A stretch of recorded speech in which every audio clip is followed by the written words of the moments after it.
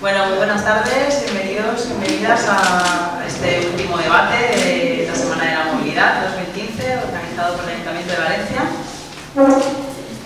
Yo soy Isabel Fano, soy concejala de Igualdad y Políticas Inclusivas y bueno, voy a presentar y moderar esta tarde. A ver, desde el Gobierno municipal tenemos claro que las políticas de igualdad e inclusión, para que sean verdaderamente efectivas y transformadoras, han de ser transversales a todas las áreas, ¿no? A todas las acciones del Gobierno y a todas las áreas. No puede quedarse únicamente en la Concejalía de Igualdad, sino que casi todo lo contrario. El objetivo de esta concejalía sería precisamente la de promover e impulsar impregnar el resto de las áreas de gobierno con este enfoque de género e inclusivo. De manera que cada una de ellas fuera capaz de integrar en sus políticas particulares todas las necesidades específicas y las potencialidades que tienen todos los grupos poblacionales que tradicionalmente han sido excluidos en el diseño de las ciudades, ¿no? Como puede ser mayoritariamente las mujeres, los niños y las niñas, las personas mayores, las personas con cualquier tipo de discapacidad o de movilidad reducida, las personas migrantes o las personas en riesgo de exclusión social. Entonces, bueno, pues está claro que a la hora de hablar de movilidad sostenible también, pues no hablamos únicamente de sostenibilidad medioambiental, sino que principalmente o además hablamos también de sostenibilidad social.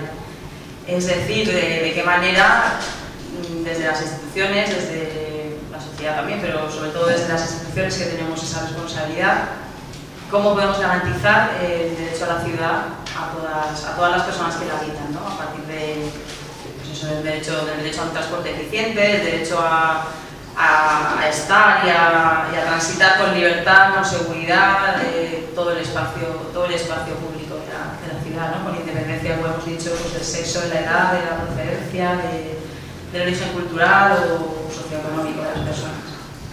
Bueno, pues el objetivo de este debate es hablar de todas estas cosas de manera mucho más profunda y desarrollada.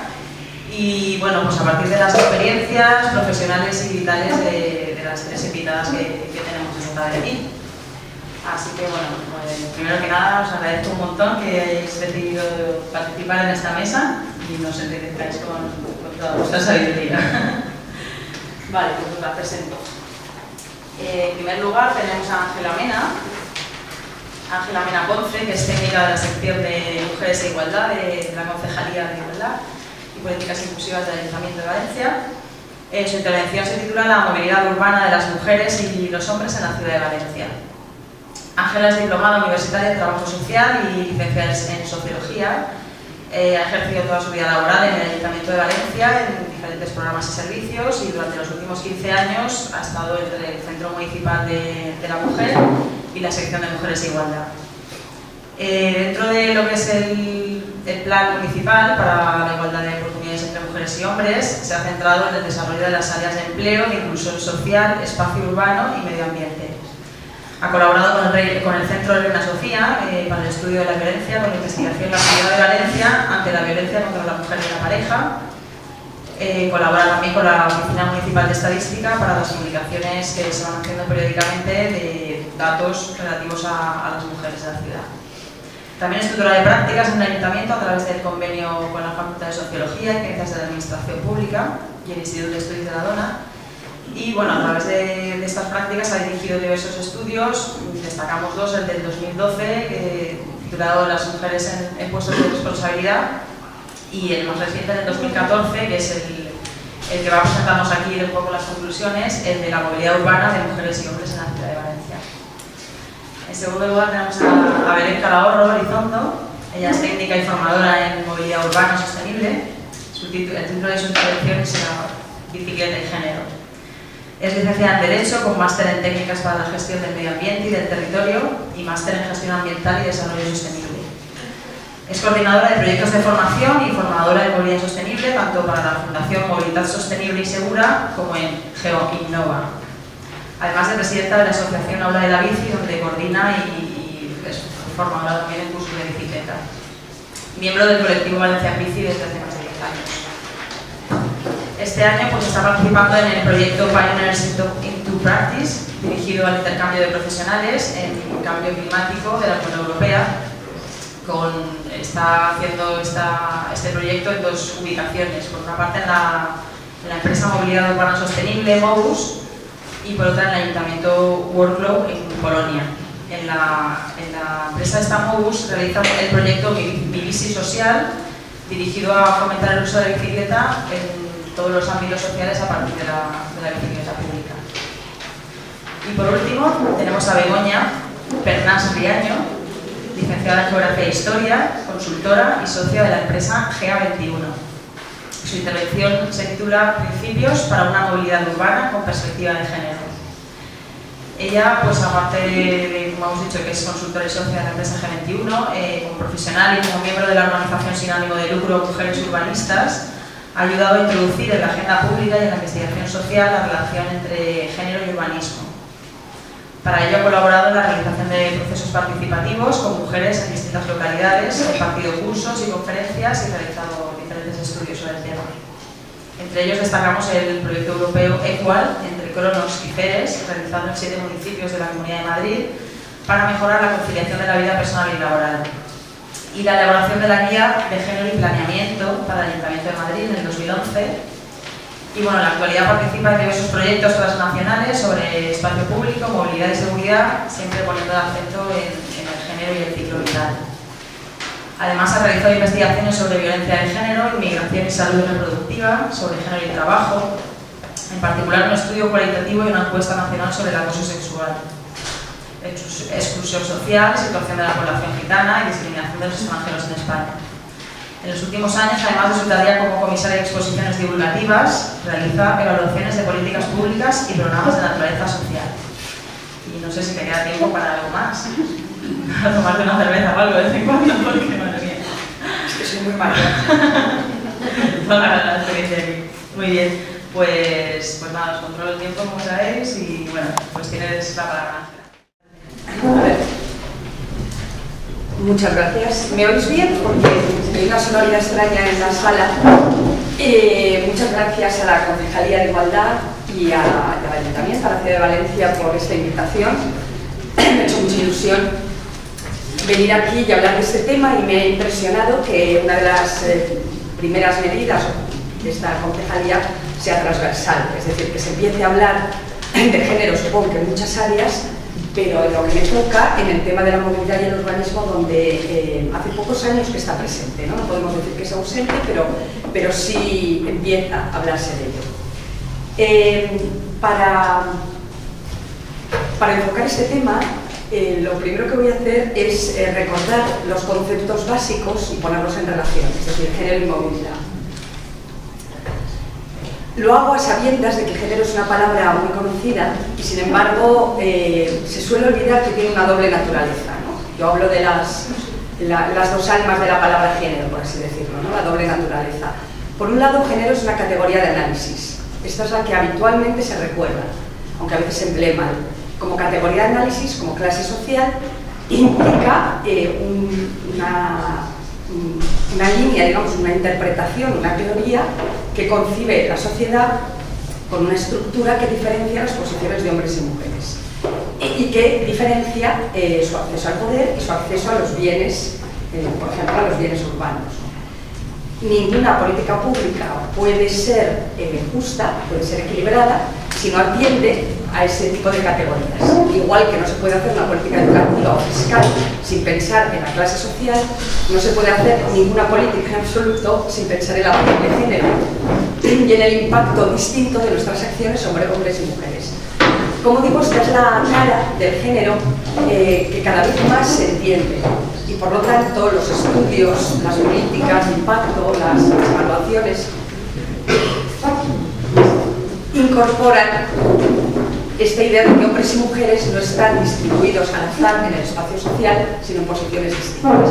Así, por ejemplo, los estudios de movilidad de los que vamos a hablar hoy, durante mucho tiempo ignoraban o no consideraban suficientemente la distinta posición de hombres y mujeres, y eso llevaba a invisibilizar las acciones, las funciones, las actividades, las pautas de movilidad, básicamente de las mujeres, porque se privilegiaban aquellas que se consideraban obligatorias y más relevantes socialmente, básicamente las que tienen que ver con el trabajo remunerado o con los estudios, ¿no? Frente a otro tipo de actividades que evidentemente exigen moverse, desplazarse por la ciudad, que eran ignoradas.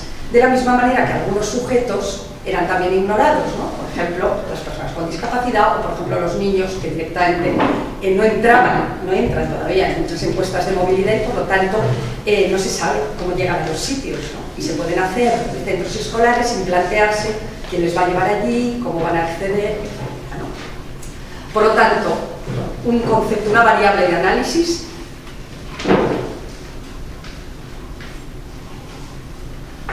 que obliga a considerar que no trabajamos para un ciudadano abstracto, sino que el ciudadano tiene color y sabor, por así decirlo, ¿no? Durante mucho tiempo, y en la arquitectura y el urbanismo clásico así fue, se trabajaba para un ciudadano que se consideraba pues, una abstracción humana, pero que realmente tenía unos condicionantes que se asemejaban mucho al que hacía el diseño de las ciudades, básicamente, ¿no? Era un hombre de clase media, era un varón, tenía automóvil, tenía independencia motora, nunca mejor dicho, en todos los sentidos de la palabra, y además normalmente era asalariado y estaba en una edad productiva. Es decir, todos estos rasgos eran para quien se diseñaba y se construía una ciudad que por lo tanto permitía su fácil acceso a las necesidades laborales o de otro tipo de ocio, etcétera, ¿no? Y lo demás, pues más o menos quedaba residualmente organizado, o en algunos casos no residualmente, porque las ciudades en sí facilitaban de forma totalmente informal, como pasaba en los viejos barrios de la ciudad mediterránea, que otros sujetos pudieran moverse en la ciudad con facilidad. Pero porque la ciudad, digamos, tenía esa condición, ¿no? Desde el momento que se empieza a planificar ciudad nueva, muchos de esos rasgos de proximidad y de densidad de la ciudad antigua se pierden y, sin embargo, no se concibe que hay sujetos que se mueven muy cómodamente en ella. Pero género, como decía también, es el núcleo de un movimiento de emancipación. En ese sentido, no es solamente una categoría de análisis que sirve para ver la realidad con mayor justicia, sino que también es una propuesta, y una propuesta universalizable, como todas las propuestas de emancipación, nacidas además todas en diversas oleadas de la Ilustración. Lo que busca cada vez más es un concepto nuevo de igualdad, ¿no? Aporta al ideal ilustrado de igualdad ciudadana una nueva capa. Y en este caso es el movimiento de las mujeres y el feminismo el que aporta esa nueva capa, hace más complejo el concepto de igualdad y plantea que no solamente hay que distribuir mejor los bienes sociales, atender en este caso a las mujeres y la movilidad, por ejemplo, sino que también replantear los mismos paradigmas del reparto, ¿no?, que se hace del bien público. ¿Por qué? Pues porque lo que servía cuando el mundo era desigual ya no sirve si se plantea un mundo igualitario, ¿no? En el caso, por ejemplo, que nos ocupa, las ciudades se diseñaron en un momento histórico, se hicieron, más que diseñarse, se crearon, crecieron en momentos de industrialización, teniendo toda una serie de características que son inseparables de la división del trabajo, ¿no?, y de la división de género. Por lo tanto, esas características de separación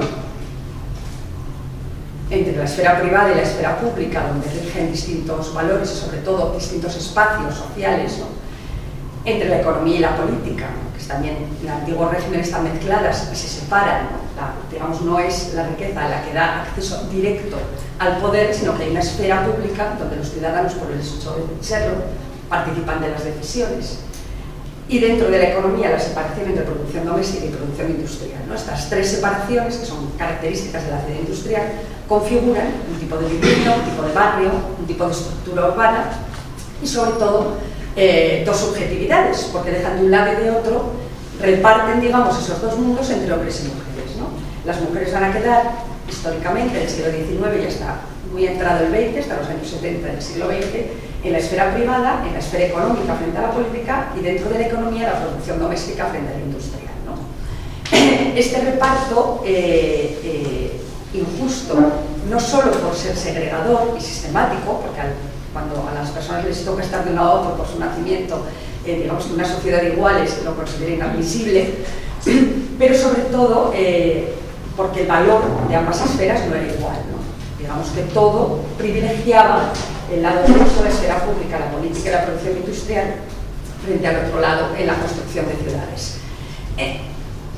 Este mundo desaparece en un momento a partir de una serie de oleadas, de momentos históricos en que las mujeres se incorporan a todas esas esferas y queda una ciudad entonces completamente desorganizada, con el efecto que eso puede tener en la movilidad. queda desorganizada porque, como os digo, este reparto era injusto, pero era muy eficaz.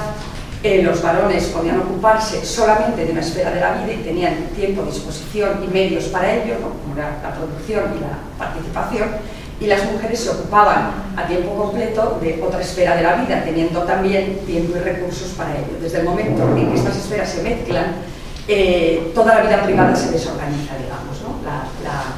La vida doméstica, que viene a ser la base misma del bienestar humano y de cubrir las necesidades más básicas de los seres humanos, empieza a entrar en crisis. Y es ahí donde toda una serie de políticas, tanto del bienestar como de nuevas políticas del trabajo, como nuevas políticas urbanas, intervienen, pero nunca intervienen en la medida suficiente para reformar un esquema que era tan sistemático, ¿no? Esto en cuanto a las dos vidas, la doble vida del género. La movilidad, por su parte, es también un concepto importantísimo en la sociedad actual y una de las claves de la política urbana, pero lo es también de la vida social, ¿no? Moverse hoy en día, la idea de movilidad frente a la idea anterior de transporte que incorpora, pero el transporte era sobre todo una preocupación de la sociedad industrial y de la sociedad de masas. La movilidad hace referencia a una articulación más social y territorial, más amplia, más global, y al mismo tiempo más fragmentada. Parece que movilidad es una cosa de grupos pequeños y de individuos, ¿no? Aunque también, digamos, como política es una abstracción, porque ha cambiado la sociedad y porque la sociedad está mucho más segmentada y fragmentada que en momentos anteriores, ¿no? Que era el gran transporte de mercancías y los grandes movimientos los que se consideraban, ¿no? Igual que lo está la economía, lo está la vida social, todo está mucho más fragmentado y lo está la movilidad.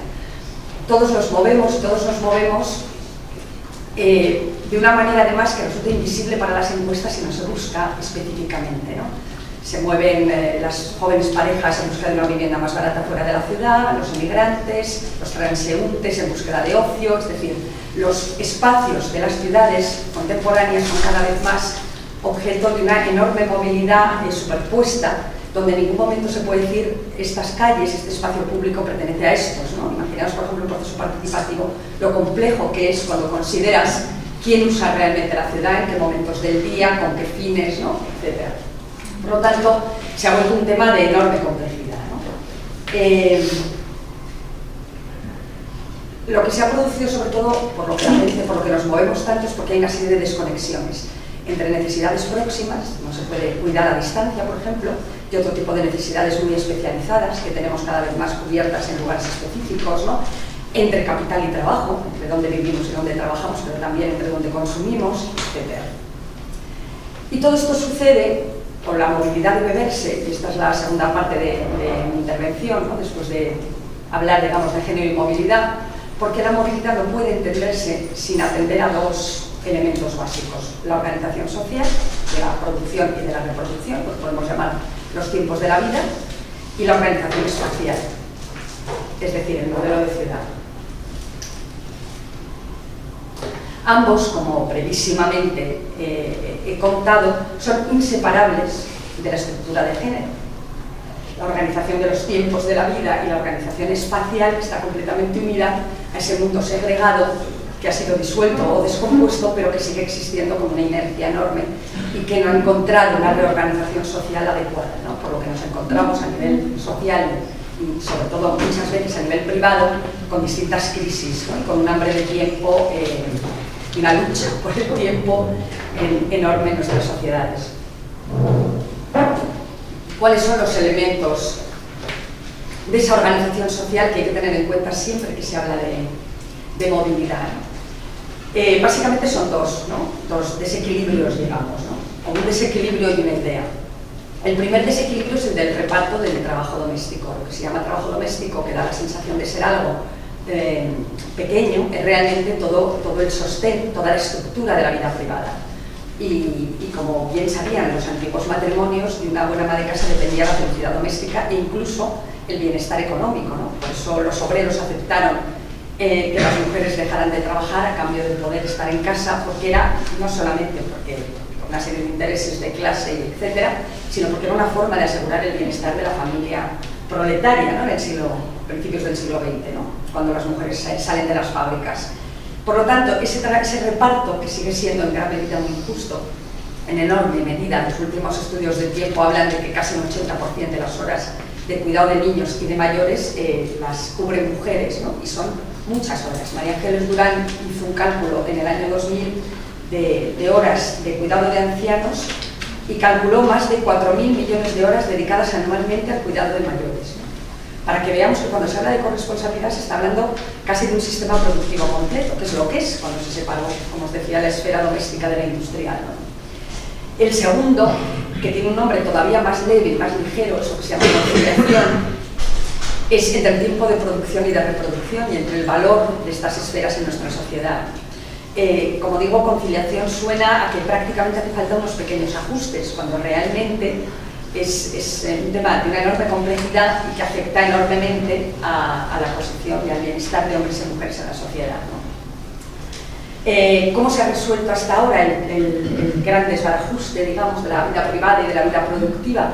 Con lo que de nuevo María Ángeles Durán llama reducción de objetivos, con una de las natalidades más bajas del mundo, por ejemplo, y no en los últimos 8 años de crisis, sino en los últimos 40. O sea, desde el baby boom España no ha tenido nunca una tasa de reposición de la fecundidad, lo que realmente debería ser un problema para cualquier sociedad grave, y sin embargo se asume, se ha cubierto muy bien con la llegada de inmigrantes en el momento, etcétera, pero realmente se asume como algo normal cuando significa realmente que esa crisis, ¿no?, es un síntoma evidente de esa crisis de la vida doméstica que hace que haya que elegir entre una faceta y otra de la vida, ¿no? En este caso por reducción de objetivos, ¿no? En el caso de las mujeres significa renunciar a carrera, renunciar a turnos, renunciar a participación, y podemos acumular muchas renuncias y renunciar a salud en muchísimos casos, ¿no? La segunda idea que tiene que ver con la organización que afecta a la movilidad es la idea de dependencia o de autonomía, ¿no? Hay una ley de dependencia que fue un intento de llevar parte del peso de las familias en cuanto a dependencia al Estado, ¿no? Precisamente porque era uno de los pilares, como se llamó en ese momento, más débiles del Estado del Bienestar en España, donde nunca ha habido políticas de familia. Tanto hablar de familia en este país, y es uno de los países con menores políticas de ayuda, de apoyo a la familia, ¿no? Por lo tanto, ese es el otro elemento básico de la movilidad, es quién depende de quién y cómo lograr la mayor autonomía posible para que esa dependencia disminuya, ¿no? Eso en cuanto a la organización social, esas 3 ideas básicas que deben enmarcar siempre la perspectiva de género en movilidad. En cuanto a la organización espacial, ¿de qué ciudad hablamos? Es el otro gran tema, ¿no? ¿Qué ciudad se ha construido?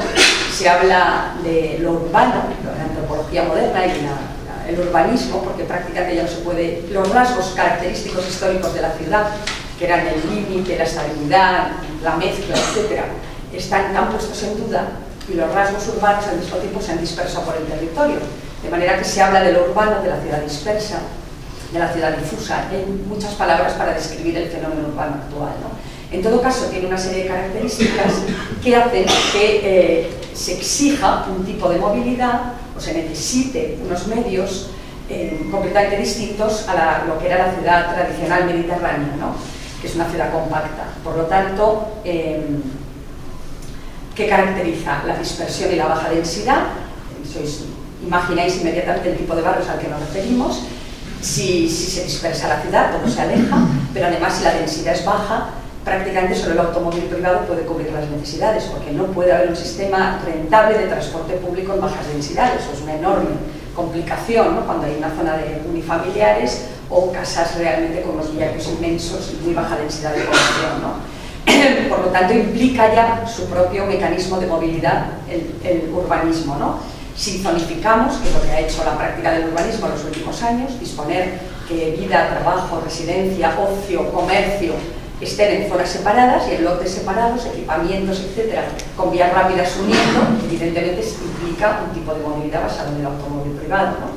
Si construimos, como se ha hecho, supongo que en Valencia tanto como en Madrid, estas ciudades segregadas, la ciudad de la imagen, la ciudad de la justicia, la ciudad de la banca, es decir, grandes empresas o grandes artefactos públicos o privados, ¿no?, que se segregan porque hay terreno barato, porque interesa hacer la obra y porque se quiere tener allí, o sea, todo el personal reunido, generando un montón de problemas de movilidad internos y externos a la ciudad, puesto que se externaliza todo el tráfico que se genera sin que nadie asuma los costes de esa creación, ¿no?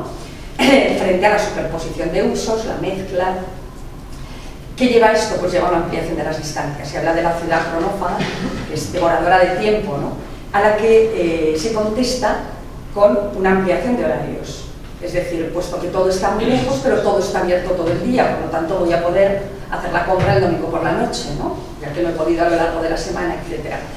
Las consecuencias de esto son también muy conocidas, pero la más interesante es la absoluta falta de conciliación de las personas que tienen que trabajar en esos horarios y en esas horas, ¿no? Que normalmente además son otras mujeres, ¿no? Que no podrán a su vez conciliar su propia vida familiar, ¿no? O personal. Y todo esto lleva además a procesos de vaciamiento del espacio público, que es un tema absolutamente unido a movilidad y absolutamente unido a género, porque un espacio público rico es un espacio público seguro y es un espacio público igualitario, porque todo el mundo tiene acceso a la mayor riqueza de la ciudad, que es estar juntos y mirarnos, participar y divertirnos gratis, por así decirlo, ¿no? En un espacio rico, en un espacio vaciado de su contenido público, ¿no? Porque es demasiado grande, porque no hay nadie, porque no hay nada que hacer, porque ha sido de alguna manera arrasado, o, como pasa en los centros históricos, porque se ha llenado tanto de una única función, o sea, comercial o nocturna, que ha matado todas las demás, y por lo tanto, de nuevo, es otra forma de monotonía, ¿no? Unas son por las PAUs y las grandes residencias de suicida monotonía, y otros son al revés, por un lleno excesivo que limita completamente la capacidad de otros sujetos de estar allí, ¿no? Por lo tanto, el espacio público tiene enormemente que ver, claro, con la movilidad, ¿no? La ciudad dispersa necesita y se alimenta del automóvil, la ciudad compacta o los intentos de volver más compactos y mejor organizadas la ciudad dispersa, porque tenemos que contar con lo que tenemos. No podemos volver a empezar ni soñar con los barrios obreros de los años 70, ¿no? Que por otra parte tenían inmensos problemas, ¿no? En todo caso, en la ciudad compacta, el peatón, la bici o el transporte público son factibles y normalmente muy bien servidos en nuestras ciudades, ¿no? ¿Qué lleva el primer lado? Pues a una enorme, a suplir, digamos, las distancias con velocidad, con fragmentación vital, porque las necesidades se cubren en distintos puntos del territorio, pero las personas, nuestras necesidades están siempre mezcladas, ¿no? Necesitamos al mismo tiempo ir al médico y charlar con alguien, no podemos hacer esas dos cosas separadas, ¿no? O comprar y trabajar, o cuidar y acompañar, etc., ¿no? Frente a las ideas de la movilidad sostenible, de proximidad, acceso, continuidad y autonomía de los dependientes, ¿no? Cuando se utiliza este enfoque, de repente se comprende que ayudar a poner ascensores, por ejemplo, en un viejo barrio de los suburbios, que normalmente eran viviendas en altura sin ascensores, es una política de movilidad con perspectiva de género, porque da opción a la autonomía a una serie de personas que de otra manera necesitan a alguien para ayudarles a salir a la calle o traerles a comer, por ejemplo. Bueno, ya voy terminando. ¿Cuáles son, por tanto, los principios que deben aplicarse a la movilidad con perspectiva de género? Bueno, el primero es evidente y tiene que ver con lo que decía al principio, esa categoría de análisis en la cual nuestras políticas son ciegas, ¿no? Que es pensar siempre que se va a trabajar en la movilidad en distintos sujetos, ¿no? Básicamente, género y generación, las edades de la vida, la discapacidad, etc. La mejor forma de pensar es, desde luego, hacer estudios, desde luego considerar las estadísticas, pero también conseguir o lograr un grado de participación de la sociedad, porque es ahí donde te van a contar sus necesidades las personas sin necesidad de que las inventemos o creemos, ¿no? El segundo gran principio, que es fundamental en la acción pública y nos parece, bueno, pues una de las revoluciones pendientes de la administración, ¿no? La complejidad, que es pensar en la complejidad antes. La tendencia siempre es a la sectorialización, ¿no? Se trabaja en género, trabaja solo problemas de las mujeres, ¿no? Como si género se refiriera a mujer, cuando se refiere a la dualidad de las mujeres, ¿no? Se trabaja en juventud los jóvenes y en ancianos la ancianidad, ¿no? Y los equipamientos se hacen solamente para uno de estos grupos y además no se incorpora en absoluto el barrio donde se pone el equipamiento y además no se considera que ese colegio pueda abrir los fines de semana y servir para el deporte, porque no está en el área de deporte sino de educación, etc., ¿no? Entonces, ¿qué pasa con la simplificación? Si construimos, por ejemplo, equipamientos, ¿no? El ejemplo que está ahí es un equipamiento muy pequeño en un barrio totalmente integrado en el barrio, que nos pareció una muy buena práctica de equipamiento, pero que se hace habitualmente, es decir, simplificar las parcelas vacías, alejadas y baratas, que es mucho más fácil construir ahí que intentar en una zona consolidada crear espacios, por ejemplo, para que la gente haga deporte. Ahí hay que complicarse mucho más, hay que negociar mucho más, hay que construir de una forma muy distinta, etcétera, ¿no? Pero esa complejidad, si no se hace, sino por parte de la administración y de la sociedad civil al principio, acaba recayendo en los usuarios finales. Es decir, hay siempre una transferencia de costes. Lo que nos ahorramos al principio acaba cayendo en alguien, ¿no? Si hacemos edificios completamente antibioclimáticos, al final alguien paga, ¿no? En energía, en dinero, etcétera. Lo mismo pasa si ponemos las cosas alejadas de la vida, alguien tiene que llegar allí, ¿no? Y ese alguien habitualmente van a ser mujeres. Por lo tanto, complejidad previa a la planificación, que luego va a resultar en ahorro, ¿no? Otro tema evidente es el de la movilidad con perspectiva de género, es el reequilibrio entre centro y periferia, la necesidad de dotar suficientemente a las periferias para que ni el centro se colapse, como está pasando en muchas ciudades, ni las periferias se abandonen de manera que, digamos, se acaban degradando y nadie quiere pasear por espacios que están completamente abandonados, como estas traseras de edificios tan típicas, por otra parte, de la construcción industrial, ¿no? Y posindustrial.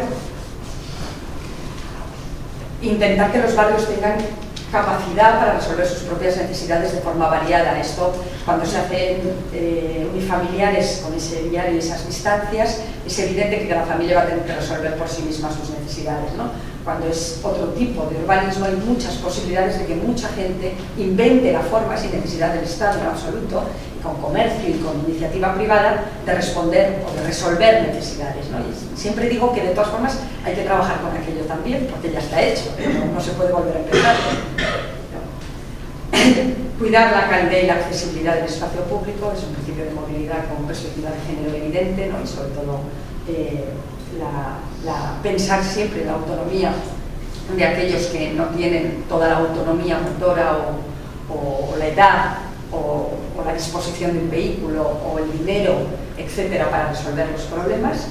En ese caso el tema de los niños es esencial porque han sido completamente expulsados de las ciudades en un proceso que hemos admitido todos por su mayor seguridad, hasta un punto en que realmente choca cuando empiezas a analizarlo, ¿no? la inmensa prohibición y el retroceso en la libertad infantil que se ha producido en los últimos años sin que nadie proteste, ¿no?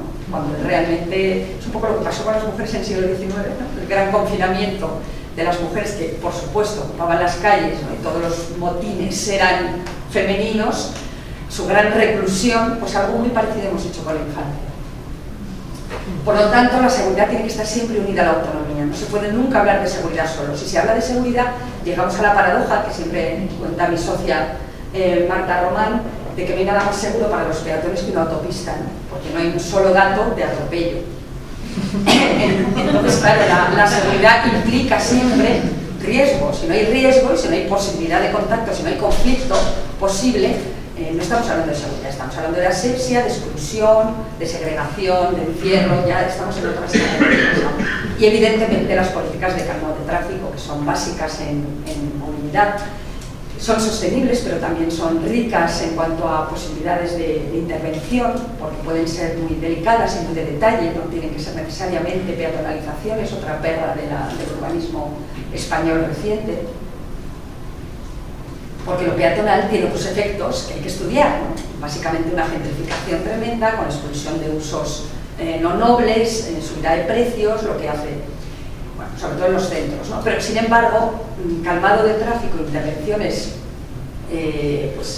creación de plazas, lentitud del viario, etcétera, tienen efectos muy favorables a la vida pública, ¿no? Al comercio, al juego de niños, etcétera, ¿no? La foto es de una ciudad alemana, de un barrio alemán, que es un barrio sin coches, de Tübingen se llama, donde realmente lo que se hizo fue hacer aparcamientos en la parte exterior del barrio que daba las grandes autopistas y vías de salida, y dentro de la ciudad se puede circular, con lo cual se puede llevar a la gente, las maletas, la compra, etcétera, pero no aparcar, y se creó, bueno, pues un barrio sin coches, que es una experiencia, que ya hay varias experiencias, sobre todo en estos países, ¿no? Que llevan mucho tiempo discutiendo la cuestión de la movilidad. Ya termino, solo quería recordar que es fundamental en las políticas de la movilidad pensar en la dimensión del tiempo, es decir, esta separación que hacemos siempre entre tiempo y espacio, esta abstracción, donde el tiempo solo pensamos en productividad y el espacio en velocidad, ¿no? Son dos abstracciones, tienen muy poco que ver con la experiencia humana, que siempre están implicadas ambas cosas, ¿no? Y muchos temas que pensamos solucionar espacialmente tienen soluciones en relación con el tiempo, ¿no? Por ejemplo, los tiempos de la ciudad con los tiempos de la vida y lo contrario, ¿no? Es decir, hay que considerar siempre ambos ejes mezclados en una política de movilidad con perspectiva de género. Y con esto termino. Muchas gracias.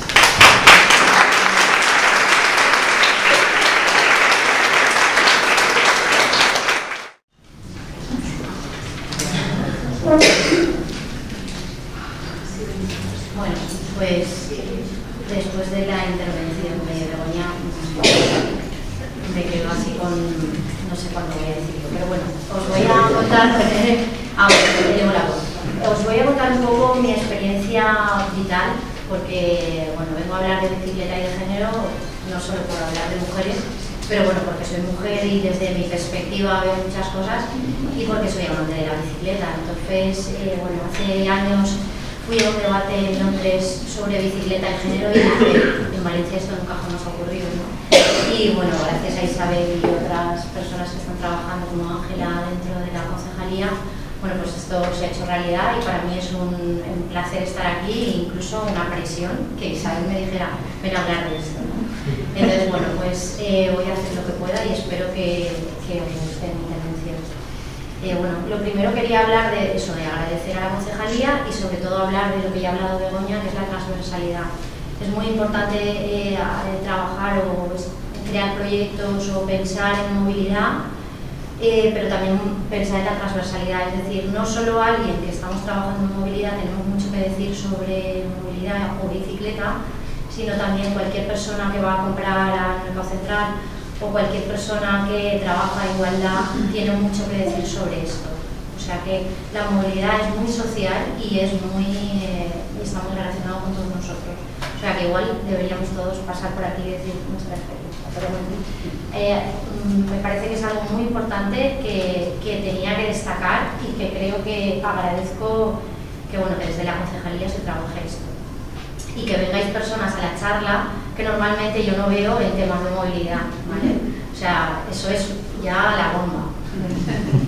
Bueno, intentando hablar de movilidad inclusiva, aunque voy a hablar de bicicleta y la voy a centrar en ello, en principio quería hablar de una forma un poco más genérica el por qué bueno, considero que la movilidad debe ser inclusiva o por qué debemos verla desde una perspectiva amplia. Hasta el momento la movilidad se ha visto más desde el punto de vista del transporte o como no decir, desde la perspectiva del coche, de solucionar cómo podemos hacer que desplacemos todos estos coches, y no se ha visto desde la perspectiva de las personas con la forma amplia que deberíamos haberlo visto o que se debería ver.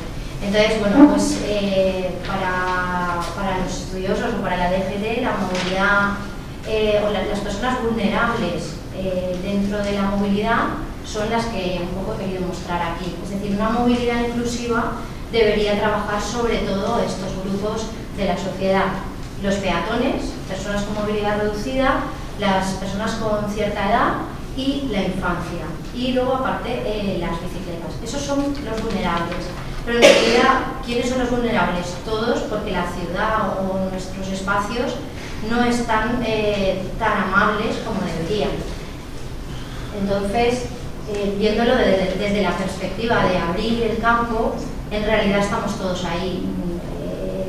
Una ciudad 30 o una ciudad amable es la que deja que todos estemos en todos los espacios y que la calle no sea un pasillo, como dicen, comparándolo con las casas, sino que sea una habitación, un lugar para estar.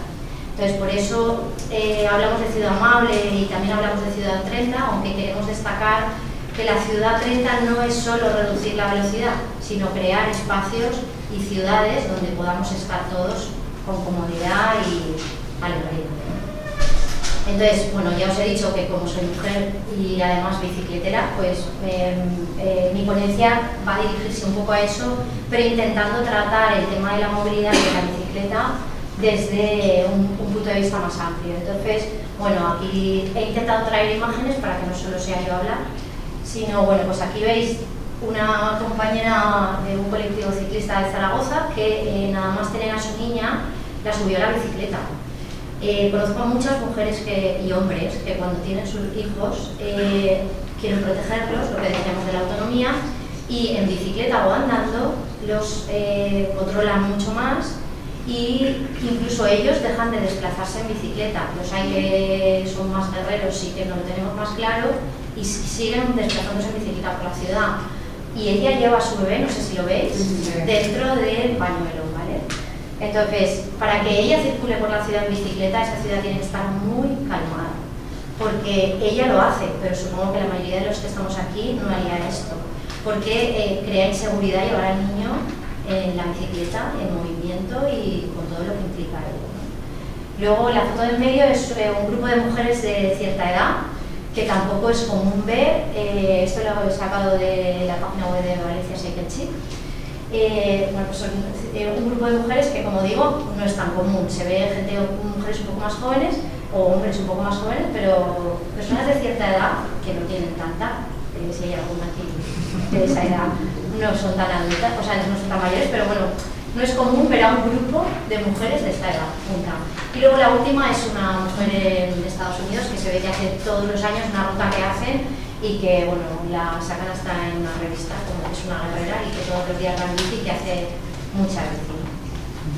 Bueno, el porqué de hacer la ponencia y por qué es importante destacar la relación entre la mujer y la bicicleta, bueno, pues como hemos hablado del siglo XIX, está muy relacionado también la historia de la liberación un poco de las sufragistas y de la recuperación de los derechos de las mujeres con la bicicleta.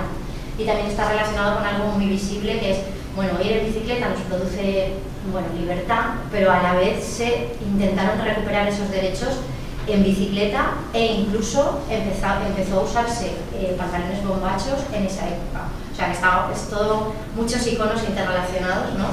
Y que, vaya, son interesantes de ver. Entonces, bueno, esta es otra cosa que he querido traer de los años 70, así la época hippie.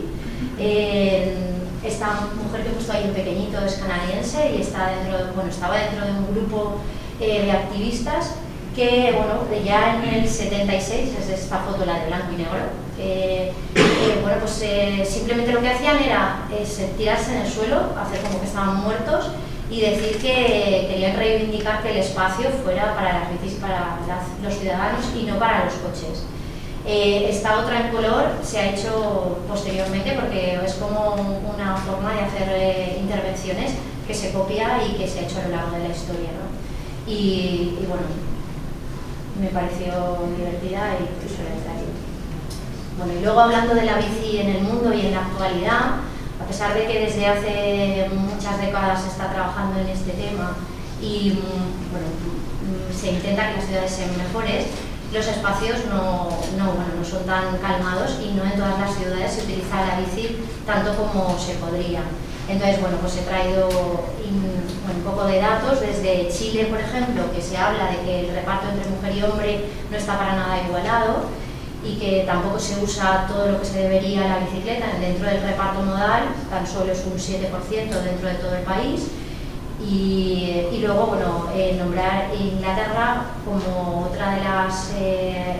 otro de los países europeos que ha evolucionado de diferente forma a los países nórdicos. Ahora lo explicaré mejor, pero una de las problemáticas que tiene Inglaterra y que trabajan mucho desde la administración y de las organizaciones sociales es la animar a que las mujeres utilicen la bicicleta para que reivindicar que el espacio sea más calmado. En Inglaterra hay no sé si habéis visto, pero hay los que somos más bicicleteros y seguimos las redes sociales, hay muchos vídeos de reivindicación con respecto a la velocidad y la mala conducción de los coches con respecto a los ciclistas. y entonces se están trabajando en muchas campañas que ahora mostraré más. Aquí he querido traer los datos de comparativas de las proporciones mujeres-hombres en diferentes países de Europa. No sé si veis, bueno, también está Estados Unidos y Inglaterra están en un 25 y un 27% el reparto. Canadá sube un poco más, es el 30%, y llegan, bueno, pues los que hay de la medallita, ¿no? Alemania está en 49%, pero Dinamarca y Holanda hay más mujeres en la calle en bici que hombres. O sea, no solo es algo que sea deficitario o que no sea igualitario, sino que allí las mujeres utilizan más la bicicleta que los hombres. Ahora voy a explicar un poco por qué. He sacado el último barómetro de la bicicleta de España, que se hizo en el 2011 y que animo a que se vuelva a hacer. Dicen que van a hacer otro, pero no sé si será verdad. Y en el 2011 se decía que pues eso, más de un 60% de hombres utilizaban la bicicleta y mujeres un 36%. Pero en realidad los hombres son los que la utilizan más a menudo. Es decir, en estos datos no se habla de frecuencia, ¿vale? Se habla de uso. Y no voy a entrar a hablar de toda esta investigación y todo este estudio porque podríamos ver que todos estos datos no son que no se usa tanto, ¿no? Hablaba de Inglaterra, que ahí había muchas campañas y mucho trabajo con respecto a intentar que las mujeres utilicen más la bici. Uno de los proyectos que quería destacar con respecto a esto es un proyecto que se hizo, un estudio de 1.500 personas. Un día se le hacía un seguimiento y se investigaba qué dificultades se encontraban en la bicicleta, o sea, si encontraban acoso o mala conducción de otros conductores. Y uno de los resultados que me ha parecido bastante significativo es que las mujeres encontraban muchas más dificultades al desplazarse en bicicleta, y se encontraban con más hombres o mujeres que en coche conducían mal cuando se encontraban cerca de ellas, porque se entiende, en el estudio se llega a la conclusión de que las mujeres conducimos la bicicleta más despacio que los hombres, y normalmente el coche que va detrás se pone más nervioso y por eso conduce peor con una mujer, o incluso le llega a hablar mal o otras circunstancias. Entonces, bueno, esa es una de las conclusiones de ese estudio. Una de las soluciones que en Londres se está dando, aparte de trabajar en muchas otras líneas, esta es muy reciente y se llama Quiet Ways. Lo que intenta es señalar y hacer de todos los espacios que son más calmados, para que la gente que le gusta ir por espacios más tranquilos tenga señalización y sepa por dónde ir.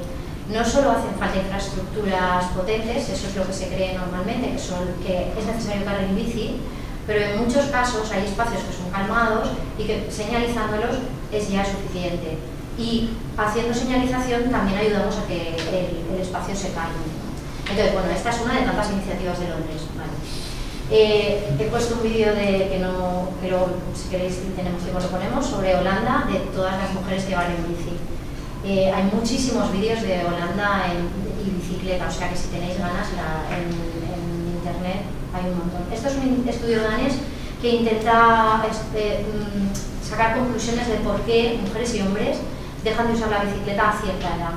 He sacado las conclusiones sobre lo que decían las mujeres, que quieren más luz, que quieren evitar túneles, bueno, que quieren en definitiva espacios más calmados y más cómodos para utilizar. Este es un proyecto que lo que hacen es, bueno, pues la gente danesa, como le gusta mucho ir en bici, pues a voluntarios pasean a gente mayor que no puede ir en bici y los pasean en bicicleta. Bueno, esto es un blog polaco. Bueno, voy a entrar un poco en Sevilla. En Sevilla se hicieron estos carriles, no sé si sabéis, en el 2007 hubo un cambio bastante potente de la ciudad. Aún así no hay paridad y bueno, siguen habiendo diferencias entre hombres y mujeres con respecto al uso de la bicicleta, pero ha habido un aumento muy grande del uso de la bicicleta en Sevilla. En Valencia no voy a entrar porque va a hablar Ángela más del tema.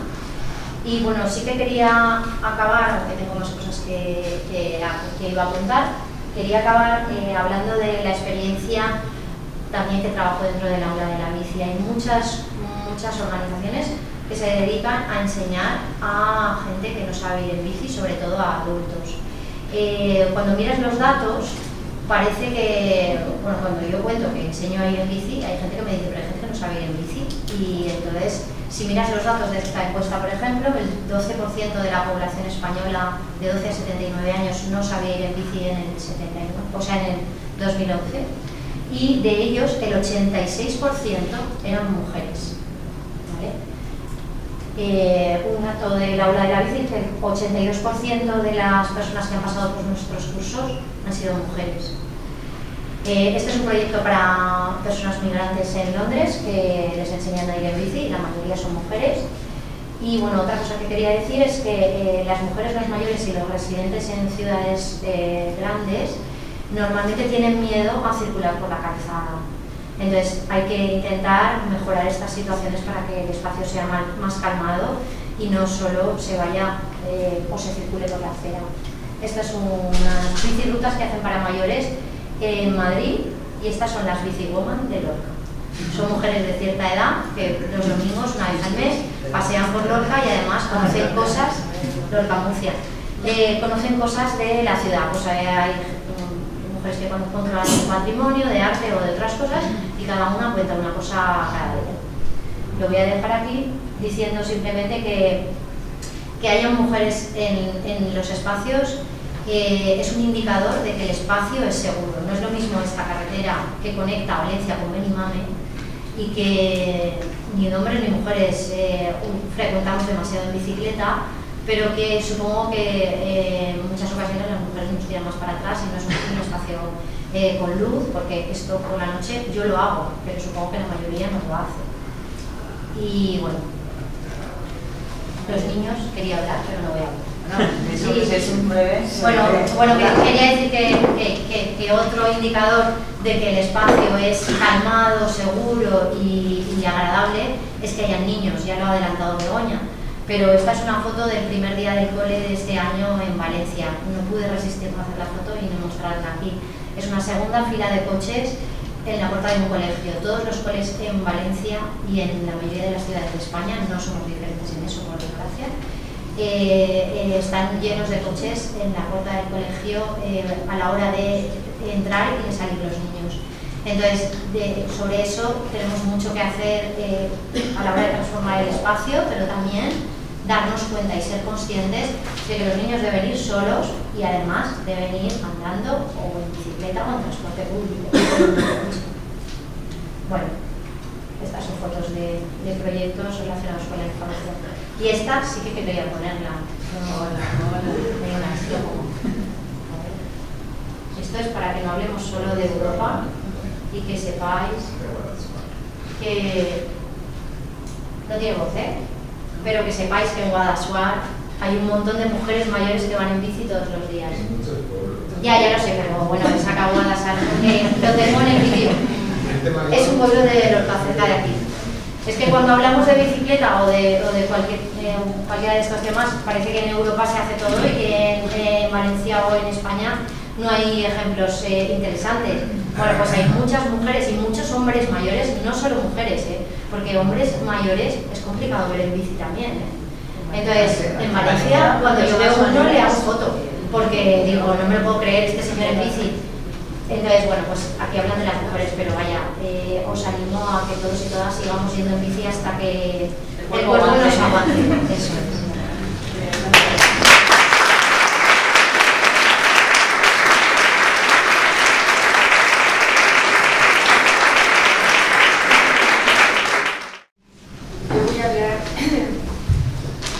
Voy a hablar del estudio que se realizó en el Ayuntamiento de Valencia, concretamente en la Concejalía.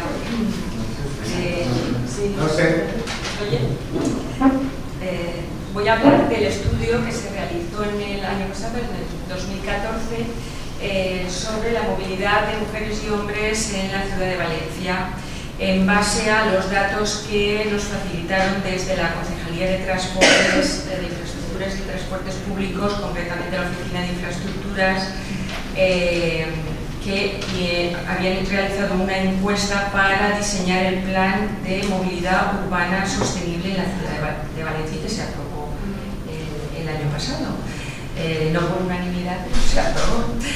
Bueno, primero quería agradecer evidentemente a esta concejalía por facilitarnos los datos y ser posible este estudio, y luego también quería agradecer la presencia de Marta, que fue mi compañera de práctica socióloga, que fue partícipe del estudio. Es una colaboración que tenemos con la Universidad de la Facultad de Sociología. Bien, va a parecer a lo mejor mucho dato, voy a intentar simplificarlo al máximo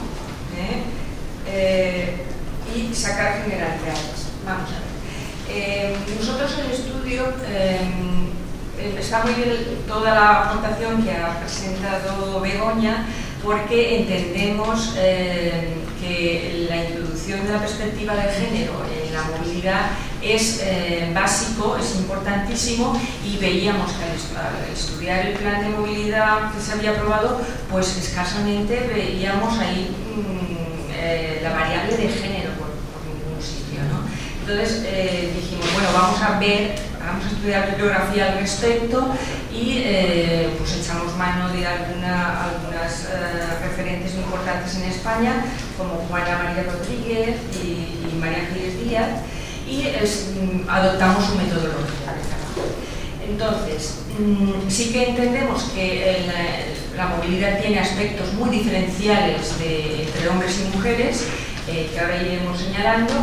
Y por otra parte también entendemos que la perspectiva de género en la movilidad también es inclusiva, porque las mujeres, la óptica de las mujeres, solemos ver la realidad con, digamos, todo lo que llevamos en la mochila, que es el niño o la niña que llevas al colegio, efectivamente la abuelita o el abuelito al que vas a cuidar, y muchas más cosas, la compra que tienes que hacer, el discapacitado al que tienes que ayudar, en fin, que también la perspectiva de género contempla tanto los ciclos vitales de las mujeres desde que eres pequeña hasta que eres mayor, y tanto hombres como mujeres, o sea que la movilidad afecta a todos los géneros. Los factores que influyen pues son evidentemente factores sociodemográficos, la edad, el sexo, y factores de actividad, factores sobre todo socioeconómicos en general. Iremos detallando algunos de estos. Por supuesto, los grupos poblacionales. La perspectiva de género incluye los grupos poblacionales, tanto discapacitados como personas ancianas, personas extranjeras, etc. Y es un enfoque también sostenible y ecológico, porque apuesta por los medios de transporte alternativos, no contaminantes y saludables, como el de la bicicleta, que además de ecológico y sostenible, pues aporta salud. El ir en bicicleta aporta salud. Bien, sobre estas notas de introducción, bueno, el contenido del estudio lo concretamos en los modos de desplazamiento, los motivos del desplazamiento, la duración, y luego cruzándolo con las variables sociodemográficas del sexo, la edad y la actividad. Y todo ello nos aportaron bastantes conclusiones diferenciales entre hombres y mujeres y con las variables de edad y actividad. Como datos generales, pues bueno, el estudio se hizo sobre un muestreo de desplazamientos de 1.800.000 desplazamientos, que ya encontramos la primera diferencia de entrada con el 53% de desplazamientos en la ciudad de mujeres y el 46% de desplazamientos de los hombres en la ciudad. Con la brecha de un 7% ya nos dice algo. ¿A qué se debe esta diferencia de un mayor número de desplazamientos de las mujeres respecto a de los hombres? Pues evidentemente porque las mujeres tenemos una doble jornada, la jornada laboral y la jornada familiar o doméstica, en la que se desarrollan otros muchos desplazamientos que iremos mencionando. Nos sale una tasa, por tanto, media de 2 con 37 desplazamientos por persona, pero evidentemente la brecha también está ahí entre mujeres y hombres, 2,46 para las mujeres y 2,29 para los hombres. Aquí en esta tabla solo destacar los principales, vamos a destacar en esta primera tabla los principales modos de desplazamiento de la ciudad, que sin duda son 3 y son los más mayoritarios. El principal es a pie, ir a pie en esta ciudad. Es una ciudad relativamente pequeña, mediana, concéntrica, con lo cual posibilita mucho el trayecto a pie. Y tenemos la primera diferencia. El 62% de los traslados a pie los hacen las mujeres. Después, el segundo modo de transporte fundamental es el coche, con un 28%. Y efectivamente, mayoritariamente, los hombres son los que realizan fundamentalmente el traslado de coche, el 62%. Y luego el transporte urbano en bus urbano, que es sobre el 15%. Y aquí volvemos a tener a las mujeres como mayores destinatarias. Luego hablaré de los otros medios de transporte que son minoritarios, que son también importantes, y las brechas de género fundamentalmente son más elevadas en estos 3 modos de desplazamiento que he mencionado. Aquí vemos esta gráfica, señala la brecha de género, que en definitiva es el diferencial que hay entre los porcentajes que se obtienen considerando los modos de desplazamiento de las mujeres y los modos de desplazamiento de los hombres. Entonces, en esta gráfica la hemos además realizado con franjas de edad, porque vemos claramente, no sé si el puntero aquí, sí, me va a señalar, la primera brecha más importante que hay, que está sobre el 19%, es esta, que es la de la utilización del vehículo, del coche en particular. Y cuando es negativo, quiere decir, nosotras lo hemos querido poner así, es que es mayoritariamente de hombres. Entonces, vemos cómo la brecha se amplía mucho respecto a las mujeres cuando llegamos al pico de la edad de 31-40 años. Las brechas mayores normalmente en casi todas se hacen más amplias en los ciclos vitales de la edad de 30-50 años, cuando es el ciclo de la crianza de los hijos y de las hijas. Después vemos esta otra gran brecha, que es la de las mujeres. Las mujeres mayoritariamente utilizan el traslado a pie, y tenemos una brecha en torno al 16% con respecto a los hombres. Varía, por supuesto, igual que la de los coches, en diferentes edades. Tenemos, por ejemplo, que en las edades más jóvenes la diferencia es menor, y en las edades del ciclo vital intermedio son mayores. Las edades de más mayores, personas más mayores, es más corta. Luego, la otra brecha importante es esta, la del bus, la del autobús público, que también mayoritariamente pues, es de mujeres, ¿vale?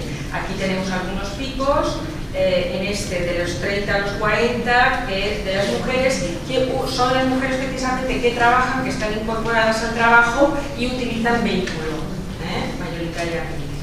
Pero luego vemos que aquí las personas mayores, tanto hombres como mujeres, utilizan los autobuses mayoritariamente. Bueno, esto es otra manera de verlo, los modos de desplazamiento de forma transversal, considerando el 100% de las mujeres y el 100% de los hombres. Entonces aquí vemos cómo, por supuesto, pues sale el 53% de las mujeres frente al 37% de los hombres. Y al contrario,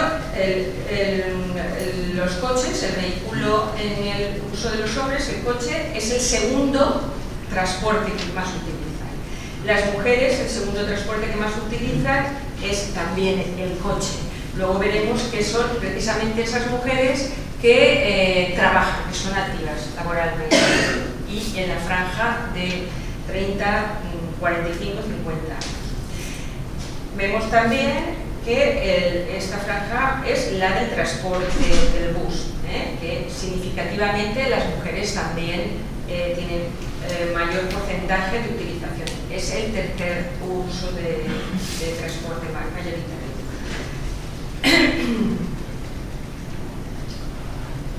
Luego aquí vemos claramente cómo el transporte de a pie, cómo la movilidad a pie fundamentalmente, que es el transporte de las mujeres más utilizan, va progresivamente aumentando a medida que aumenta la edad.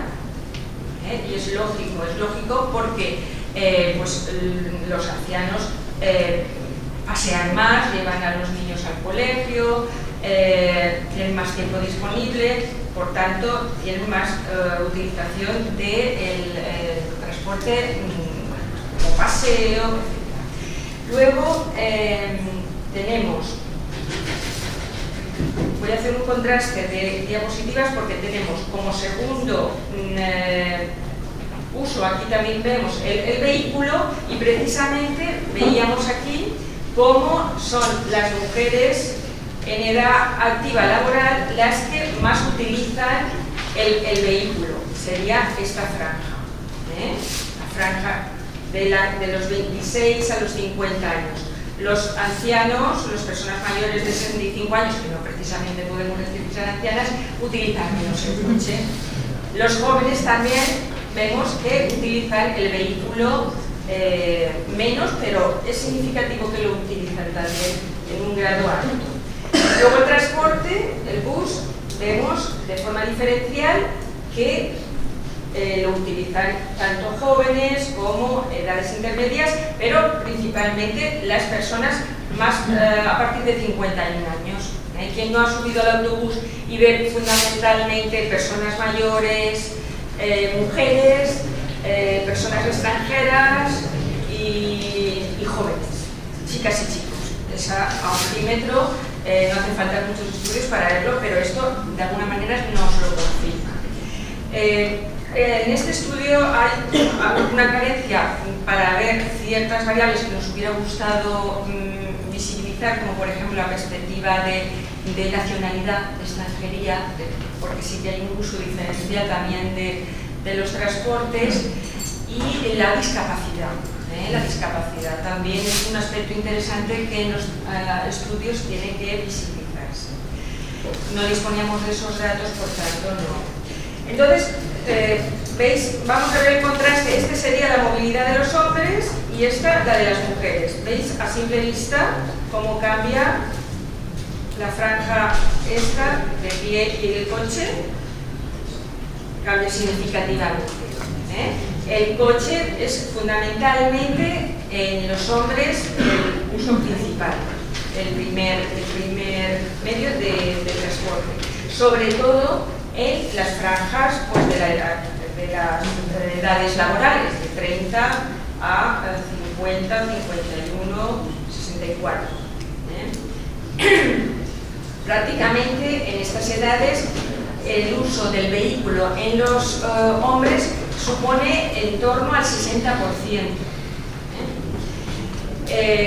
El segundo uso de movilidad de los hombres es a pie, pero vemos que precisamente son más los ancianos, las personas mayores de 65 y los jóvenes y mayores de 51 años. Esta gráfica nos muestra la relación que tiene la movilidad de las mujeres con la actividad. Vemos cómo que desempeñan. Por ejemplo, vemos cómo fundamentalmente las mujeres que están paradas, las mujeres que son amas de casa, las mujeres que están jubiladas, son las principalmente que se movilizan a pie. Las mujeres que están trabajando también es el uso mayoritario a pie, pero son esas mujeres que decíamos antes en las otras gráficas que utilizan el coche como segundo medio de transporte, precisamente las mujeres que están trabajando. También es importante los jóvenes que están estudiando, pues utilizan como medio fundamental también el transporte a pie, seguido del transporte urbano. Los modos de desplazamiento. Bueno, pues es muy importante esta gráfica para decir que, bueno, las mujeres y los hombres se diferencian fundamentalmente en esos modos de transporte. Podríamos simplificarlo en el hecho de que, tanto en primer lugar, los hombres como las mujeres, el primer motivo del traslado es el trabajo. Ir hacia el trabajo, salir del trabajo o estar trabajando. Vemos aquí estas dos franjas, pero sobre todo son los hombres los que más utilizan el motivo de ir al trabajo, el desplazamiento. Las mujeres menos, porque tenemos una tasa de actividad menor. Y luego toda la serie de motivos restantes, como puedan ser las compras, que hay un aspecto diferencial importante entre hombres y mujeres, estudios o acompañamientos al estudio, asuntos personales como visitas familiares, ir al médico, gestiones administrativas y otros, que en ese otro cabrían otras muchas cosas que realizan pequeñas gestiones personales, las realizan las mujeres. Vemos como aquí hay un gran diferencial entre mujeres y hombres. Y es que las mujeres, por supuesto, se desplazan más para esas pequeñas actividades de uso familiar y de medidas de conciliación. Vamos a ver, otra conclusión general es que las mujeres hacen trayectos más cortos, precisamente porque sus actividades se realizan en la proximidad del barrio, hacen gestiones más cortas, hacen trayectos más cortos, por lo tanto la media de duración de sus trayectos son más cortos que la de los hombres. Paso muy deprisa por esta... me quedan 2 minutos, ¿no? Bueno, la movilidad en bicicleta. Me quedaba. Que tenían que llegar a las conclusiones. Vamos a ver. La movilidad en bicicleta en Valencia no hay una brecha significativa entre hombres y mujeres, aunque sí que es verdad que son más los hombres las que la utilizan, pero mirar qué brecha hay. Es prácticamente insignificante. En la bicicleta privada la utilizan más los hombres, un 2,9, en la pública un 1,45. En realidad no es una brecha significativa, pero sí que hay que decir que la bicicleta en la ciudad se está implantando poderosamente gracias a las medidas de la bicicleta pública, que se está dando una traslación de la bicicleta pública a la privada. La gente empieza con la pública y a continuación se compra la bicicleta propia. ¿Por qué no se usa la bicicleta tanto según el género? Pues no hay diferencias sustanciales. La principal conclusión que llegan tanto hombres como mujeres es que dicen que no es el vehículo apropiado. Un segundo motivo es porque no utiliza la bicicleta como vehículo para desplazamiento, que precisamente serían las personas que lo utilizan como medio de ocio o tiempo libre. No hay diferencias sustanciales de género. Voy a pasar ya en general en el transporte público. La brecha de género sí que podemos decir que no es muy elevada, pero la principal es en el autobús. En el resto, en el metro, en el cercanías Renfe y en el tranvía, las brechas entre mujeres y hombres no son significativas. Lo utilizan tanto hombres como mujeres de igual manera. Decir que son transportes muy minoritarios, porque el metro está aproximadamente en un 3%, la bici en un 3,3%, el tranvía en torno a un 0,69%, Renfe en torno a un 0,17% y el taxi en 0,95%, con lo cual son transportes muy minoritarios en la ciudad. Bueno, simplemente ya decir, se me acaba el tiempo, ¿no? Concluir con que efectivamente la movilidad en la ciudad sí que hay diferencias significativas entre hombres y mujeres, que apostamos por una movilidad sostenible con medios de transporte, por supuesto la bicicleta en ascenso y bueno, cerrar un poco con un dicho que me ha gustado mucho la exposición que tenían abajo puesta en las naves, que decía que bueno, una ciudad que no va bien sí tenemos que coger el coche para ir al gimnasio. Muchas gracias por estar.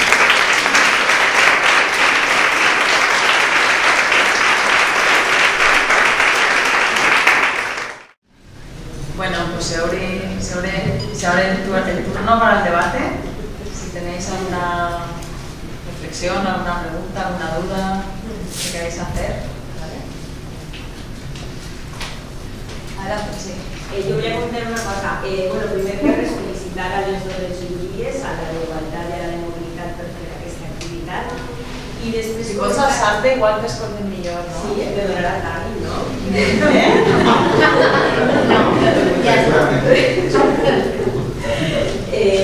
Pues a felicitar-vos a les dos regidories perquè penso que és una activitat necessària i sobretot comentar que sí que és de veres que cada vegada s'utilitza més la bicicleta, però una de les dificultats més grans que veig jo en la utilització de la bicicleta per València és la impossibilitat de poder pujar al metro, al tren, en ella. Sabeu que està molt limitada en l'autobús. Jo tinc la grandíssima sort que des del meu poble fins a la universitat tinc un carril bici preciós i vaig per l'Horta i el més mal que em pot passar és que hauré vist un carxofar. Però una vegada arribi a València ja no puc fer absolutament res en ella, perquè València aterroritza un poquet anar en bicicleta per des de València i tampoc pots desplaçar-te en transport públic. Aleshores pense que seria una de les dificultats fonamentals que sí que caldria treballar i això ja no és. Gràcies. No, sería en bicicleta plegable sí que pots accedir, no? Al transport públic, però si no, no d'això. Tenim així el regidor de mobilitat, o sigui, que qualsevol cosa també ens podem preguntar. Vale, per ahí... No sé què preguntar antes. Com a usuari de bicicleta, el tema de que l'anterior legislatura es prohibiren les bicicletes per als parcs, per l'hivers, parlant ara de fer els llocs més calmats, trobo que saber si la nova regidoria també ens ha tornat a obrir les bicicletes i com fer la política de que tots ens trobem a gust en aquests espais. Vale, espera ahí. Bueno, si quieres después... Yo me gusta saludar. Nada, ya te vengas. Espera ahí. Yo voy a preguntarle a G21, ¿cómo se llama? De la participación de los colectivos implicados, la participación de personas mayores y la participación de mujeres. ¿Cómo pueden participar en este tipo de proyectos? En la movilidad, ¿te refieres? La movilidad, claro. Sí, a ver, lo fundamental de la participación es siempre la escala y las dimensiones y los límites de los proyectos. La participación nunca puede ser abrir cajas que no se van a utilizar luego. Entonces, depende de que sea. Puede ser desde, por ejemplo, un entorno escolar, la comunidad escolar participando es esencial, y la comunidad escolar ahí, para que haya rutas escolares, por ejemplo, incluye el comercio local, que tiene una enorme capacidad para dar seguridad a las familias y que dejen a los niños, etc. Entonces, depende completamente del proyecto, ¿no? Me acuerdo, por ejemplo, cuando empezamos a trabajar en los 90, siempre que llegamos a un barrio y hablábamos con mujeres en procesos participativos y preguntábamos qué necesita el barrio, las mujeres lo primero que decían era aparcamientos para mi marido, que no puede aparcar. Entonces, hacía falta siempre un proceso de discusión, no era nada inmediato que dijera, bueno, en realidad yo no tengo coche, y yo lo que necesito es que el autobús tenga más paradas, que esté mejor iluminado, que mi hija no pase el descampado porque la estación de tren está en una zona que le da miedo y la bloqueamos, etc.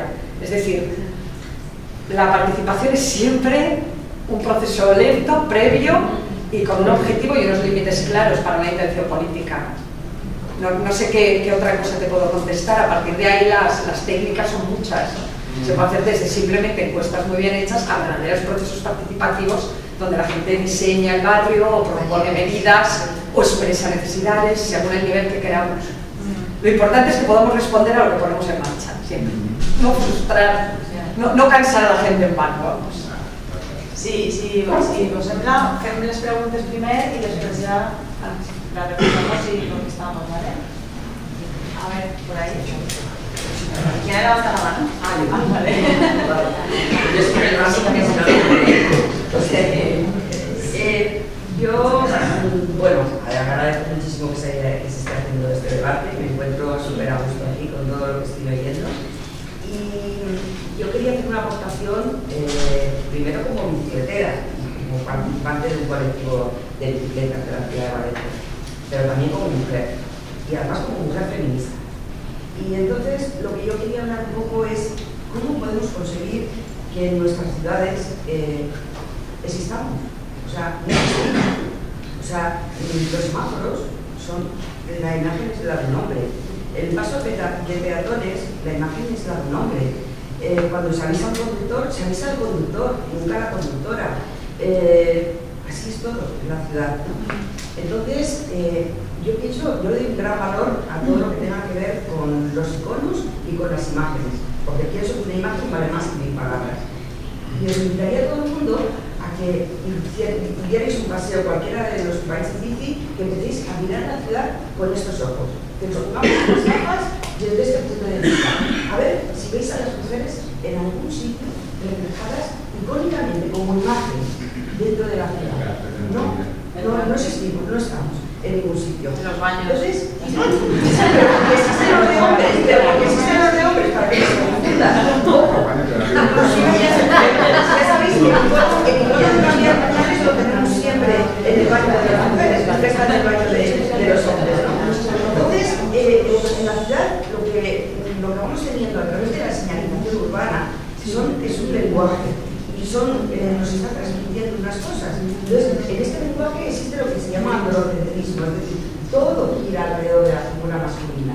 Entenderme cuando quiero decir figura masculina en el mensaje que esta sociedad da como figura masculina. No personalicéis, yo soy chico, no quiero decir eso. Por favor, situaros en el sistema. Entonces, a mí me parece que este es un reto muy grande que tenemos dentro de la ciudad, para que las mujeres nos sintamos identificadas dentro de la ciudad. Y aquí hay muchas cosas que se pueden hacer.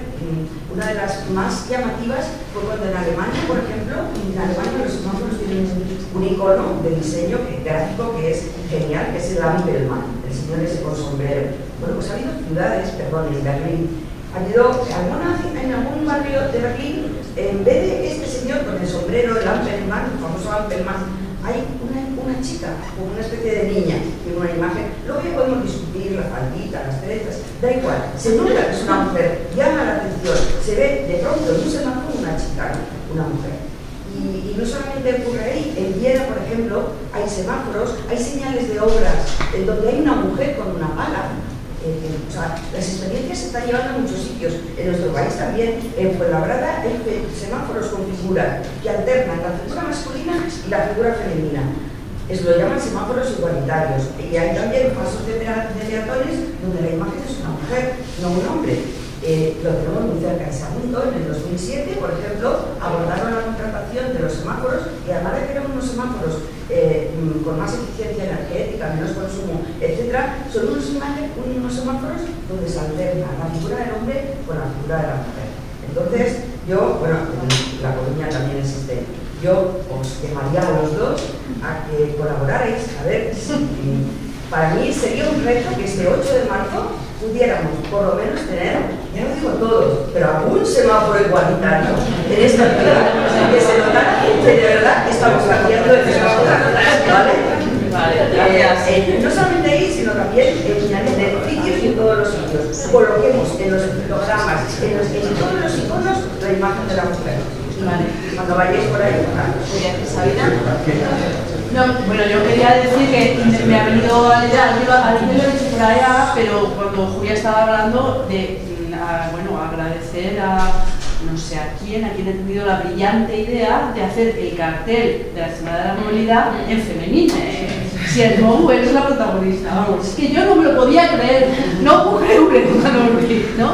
Porque es la primera vez que una campaña publicitaria del ayuntamiento pues está toda en femenino, con mujeres, o sea, y no es algo que hayamos hecho desde la Regidoría de Igualdad, por lo cual ya es más alucinante, ¿no? Entonces yo quiero dar las gracias aquí personalmente, que corresponda, a que corresponda por ese motivo.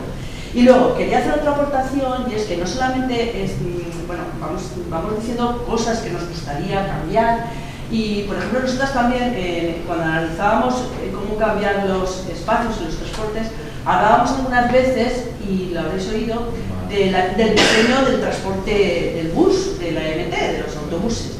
Si, como bien ha reflejado Ángela, la mayoría de las personas que cogen el autobús somos mujeres, o cogemos el autobús más mujeres, pues por ejemplo, ¿por qué las barras del autobús están allá tan altas cuando la media de altura de las mujeres es más baja que la de los hombres? En general, en general. Luego habrá mujeres altísimas y hombres bajísimos, ¿no? No sé, que también creo que habrá alguna experiencia, yo no sé si Beatriz o Begoña, pero bueno, lo conoce, alguna experiencia de análisis de este tipo, pues creo que sí, que lo hay. Yo creo que leí una vez de Ana María Bofill, bueno, un artículo en ese sentido. Entonces, bueno, pues que también se considere. Bueno, en primer lugar también agradecer a las tres ponentes y a las dos consejerías de organizar este debate, que es muy interesante y muy necesario. Y en la línea del tema de participación, en mi caso yo no pensaba hablar, pero venía a acompañar a una amiga o compañera de organización que es no vidente o con problemas muy severos de visión. Y al escuchar esto estaba entusiasmada a querer venir porque ella ha querido contactar y ha hecho llamadas y por aquí y por allá, porque ella, como con su problema de visión, pues tiene problemas a veces con las líneas de autobús. Pero me dice, no solo es el tema del autobús, que el autobús está muy adaptado y que es un servicio que en efecto es inclusivo, y bueno, la maravilla que hay, que las sillas de ruedas pueden subir sin ninguna dificultad, los carritos con los niños también, los de bebé y todo, ¿no? Sin embargo, en el caso de la no evidencia, aunque tiene también sonido que avisa de la llamada, porque se toca un botón, ella me lo enseñó a mí, yo no lo conocía, pero por detrás de la parada hay un botoncito, uno lo toca y te avisa los autobuses que se aproximan. Pero dice, ¿qué pasa? Donde yo estoy, dice, pasa, a veces estoy sola en la parada. Y si el autobús no sabe que yo lo voy a tomar, aunque me vea con mi bastón, pasa de paso. Entonces, hablaba de ese problema, más el problema de desplazarse por las calles. Desde que nos lo contó a nosotras en esto, yo estoy muy sensible con el tema y me he ido fijando. Entonces vamos en las aceras y te encuentras gente paseando el perro, que está muy bien. Niños en patines o con el skate, no sé cómo que le llaman de otra manera, ¿no? Pero con su patineta, con su cuestión. Ancianos con su bastón muy despacio y personas con una discapacidad severa de movilidad en su carrito. Total, el otro día lo miré todo así, uno tras de otro, que me quedé alucinada pensando en cómo hace Carmen realmente para movilizarse con el bastón, más bares. Por ejemplo, ahora mi calle por donde vivo, la calle Cádiz, está llena de bares. Y es una alegría verlo muy animado el barrio, pero caminar en algunos determinados momentos, caminar por el barrio ya se está volviendo una cuestión muy difícil de Entonces, en esa línea, y era la petición de nuestra compañera Carmen, tener posibilidad de comentar, no dice, no es una queja, no quiere hacerlo en plan queja, porque aunque es una mujer sin visión y que realmente se desempeña, tiene su trabajo, se desplaza todos los días a Torrente, creo que es, y tiene una vida independiente muy importante, ella insiste en que sabe que se puede hacer aún mejor y que está dispuesta a proporcionar su experiencia para ir mejorando los servicios públicos, porque sabe que no solo a ella que le va a beneficiar, sino de toda la población.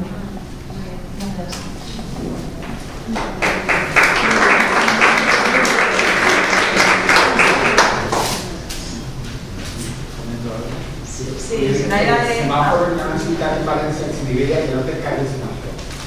Lleva todos esos semáforos y funciona perfectamente. El semáforo también puede ir llevando el concepto. ¿Qué capacidad es el concepto? Sí. Si queréis contestar, estamos, no sé. Vamos a contestar. Vale. La partida que tenim a la... No, tan sol per agrair-vos la vostra presència ací, la presència massiva més. Això demostra que hi ha molt interès en les temàtiques de la mobilitat i en la mobilitat inclusiva que volem anar treballant durant aquesta legislatura. La idea de fer aquesta xerrada i taula redona, tu m'entiendes, no? Que soy italiano. La idea de fer això, d'esta taula redona, va ser d'ISA i de Belén també, que van proposar i van comentar fer la taula redona i nosaltres vam encantar perquè hem de parlar de la mobilitat en el món de tot de les persones i això també va un poc en la línia de lo que comentaves tu, que prenem nota al respecte. Si voleu us contesto un parell de coses que hem comentat. En el tema del trànsit en bicicleta pels jardins i pels parcs, tot això. El que hem començat a fer ara és un procés de modificació de l'ordenança de circulació mitjançant un procés participatiu. Ho hem fet en col·laboració amb la regidoria de participació i el que volem fer és obrir la modificació de l'ordenança a la participació ciutadana abans de fer qualsevol document nou. O sigui, que siga ja des del començament que el procés siga participatiu.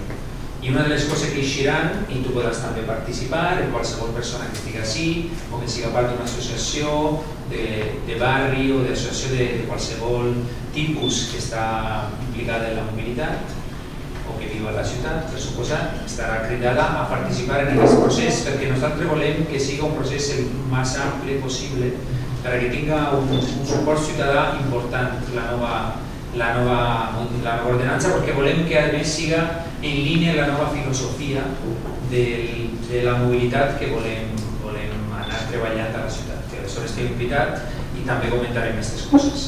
Pel tema del transport de les bicicletes als autobusos, al metro, per suposat, això és una manca que tenim, però que tenim un retras històric en polítiques de mobilitat a la ciutat de València i a l'àrea metropolitana. Aleshores hem d'anar recuperant el temps perdut, també en col·laboració amb la Generalitat Valenciana per fer, a més, una cosa molt senzilla però molt poderosa, que és un ens de gestió de la mobilitat metropolitana que existeix en altres llocs, com Barcelona, com Madrid, en les grans àrees metropolitanes que aquí no tenim. I així coordinar les accions de mobilitat de tots els mòduls de transport de tota l'àrea metropolitana, una metropolitana que té 1,8 milions d'habitants i que hi ha vora 1,5 milions de desplaçament diaris. I aleshores hem d'anar treballant d'això. El tema de canviar els semàfors, prenem nota i ja anem a veure. Tenim unes restriccions pressupostàries importants, però podem treballar per a... Si no se pot canviar... No, però s'han de substituir. Aleshores, també tenen un cert... La mayoría de sitios que he citado lo han hecho progresivamente. Clar. Per això deia, hem de fer un pla de substitució, però podem començar a fer alguns també per llançar el missatge, perquè les coses de la mobilitat, com en qualsevol altra cosa de l'administració, és mostrar el camí cap a on volem anar, en plantejaments que transformen la realitat.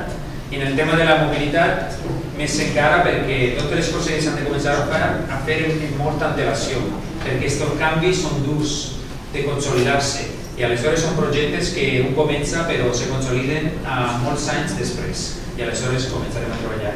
I el tema del semàfor, per suposat, de fet ja estem pensant en alguns llocs, llevar-los, per exemple, en les zones de la ciutat que són com de tipo l'eixample d'urbanització quadriculada, allí se poden llevar perquè no fan falta, o com tots els semàfors que han posat el Russafa i en altres llocs en les noves urbanitzacions.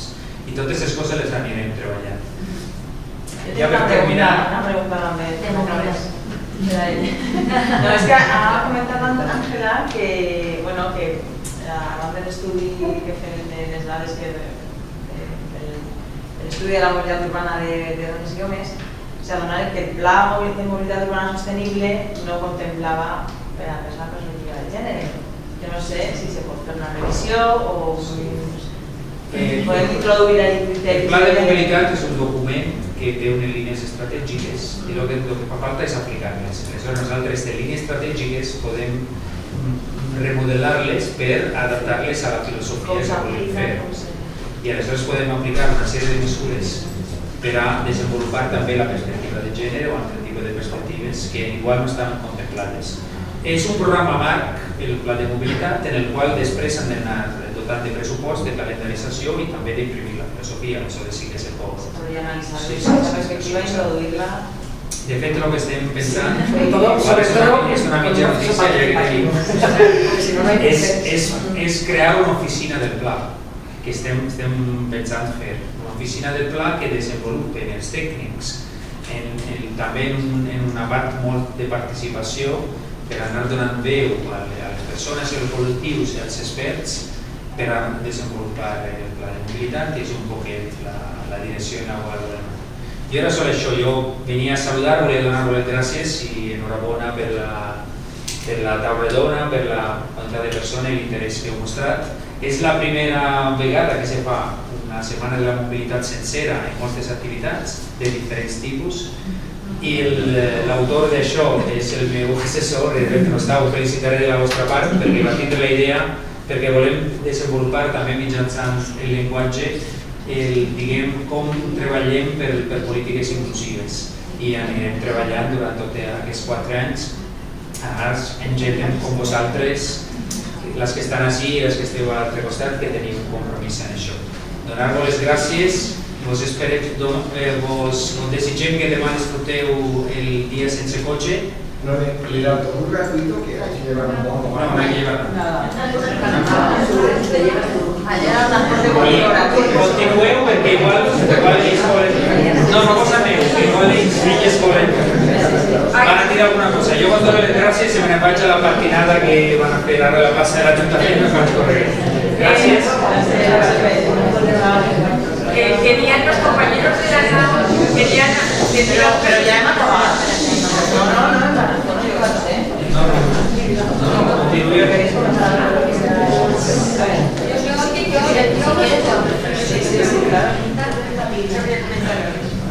Respecte al tema de la movilidad, aparte de la perspectiva de gènere, hi ha algo molt important que és la gent gran.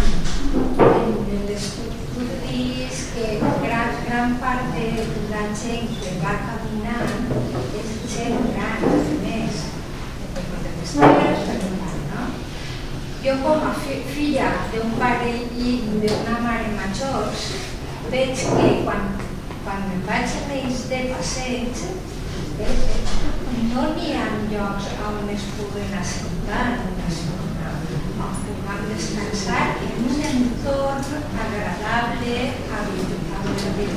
el tema de la mobilitat ha d'estar molt unit a les ciutats habitables, a les ciutats amables. Sí, por supuesto. Cuando hablábamos de que